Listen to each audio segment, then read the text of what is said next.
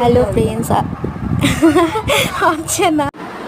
Hello friends, কেমন আছো তোমরা সবাই? আশা করি খুব খুব খুব ভালো আছো। আমিও খুব ভালো আছি। চলে আসলাম নতুন একটা রান্নার ভিডিও নিয়ে। আশা করি তোমাদের ভিডিওটা ভালো লাগবে। ভিডিওটা স্কিপ না করে শেষ পর্যন্ত দেখতে থাকুন। আজকে রান্না করতে চলেছি চাপলে মাছের চচ্চড়ি। বেশি কিছু লাগবে না, ঘরোয়া কিছু উপকরণ দিয়ে রান্নাটা হয়ে যাবে। উপকরণে আছে আলু কুচি, পেঁয়াজ কুচি, চেরা কাঁচা লঙ্কা। মশলাতে আছে আদা বাটা, রসুন বাটা, জিরে।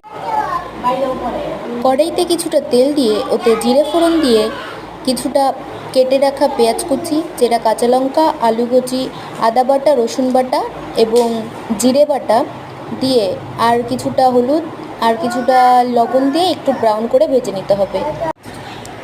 কিছুটা কালার আনার জন্য এখানে আমি একটুখানি লঙ্কার গুঁড়ো ইউজ করেছি, তোমরা চাইলে দিতেও পারো নাও পারো।